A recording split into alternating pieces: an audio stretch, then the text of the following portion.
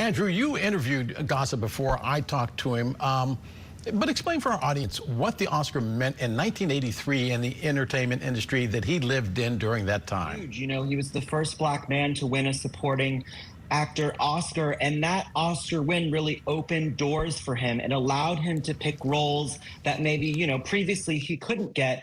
And, when I was just watching the package and you said you had met him before too, every time I spoke to him and interviewed him, and the last time was maybe about 5 years ago, he always had this kind of sense of zen. He had this sense of calmness.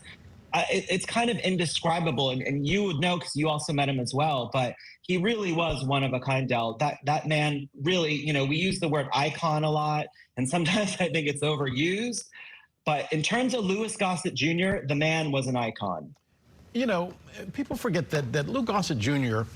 remembers too well the times, for instance, when Hattie McDaniel won an Oscar but could not go to the same theater to pick it up. I believe the Academy Awards that year were in Atlanta. They forget about the fact that Dorothy Dandridge dipped her toe into a swimming pool in Las Vegas and they drained the entire pool, but he was one of the ones that got that break. How did his career evolve after that? After the Oscar win, like I said, it allowed him to pick roles that, he necessarily maybe wouldn't have picked before. And I was writing some of these down, roles like in Enemy Mine, in Sadat, in Iron Eagle. So he really kind of transformed into the icon status. And of course, we last saw him playing Coleman Domingo's father in The Color Purple, that just came out. And the man truly was a trailblazer. Also, like you said, using his celebrity status to fight racism. He was really one of the first kind of actors to use their status for the greater good, to use it to start a foundation, to use it to start things to really eradicate racism. Andrew, people forget what it was even like when Roots was broadcast. When those tears rolled down the cheeks of Louis Gossett Jr., the entire nation cried along with him, but his success did not shield him from experiencing racism himself.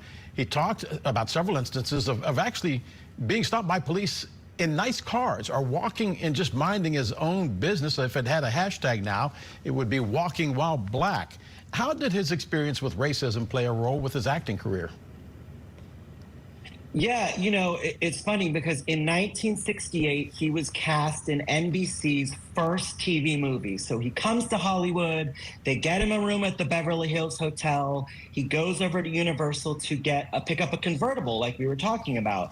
He drives the convertible back from Universal to the Beverly Hills Hotel, and he's stopped by police simply for being a Black man in a convertible, which, unfortunately today we're still seeing some of the same things that he's tried to eradicate. So, he really experienced racism his entire life, but he was very vocal Andrew, about it, and he started his foundation. Yeah, my apologies. Sorry. When you hear people talk about Make America Great Again and about trying to move past what is a painful legacy in American history, this is one of the reasons why people like Louis Gossett Jr. could not move forward, because it was just yesterday in their lives. I guess the question now becomes, who is his lasting legacy? Better yet, which actor will take his place? Denzel Washington, Wendell Pierce, Sterling K. Brown, Michael B. Jordan?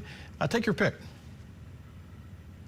I don't think any specific one person can take his place, but I think he's really set a precedent for people of all races, of all cultures, of all backgrounds to really, fight the good fight like he did. And, like you mentioned, there's incredible Black actors like Denzel, like Michael B. Jordan, like Sterling K. Brown, and all of these men really, Louis Gossett Jr. led by example, and I think we could all learn a lot from him.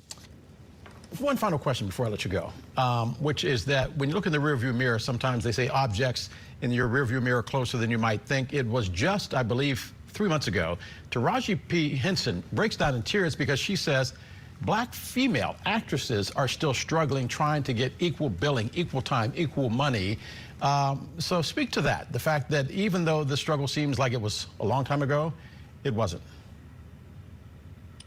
Yeah, you know, we're still fighting for equality. And when Taraji made that statement, that was right in the middle of her Color Purple press tour, you know, and she has Oprah has her one of her producers.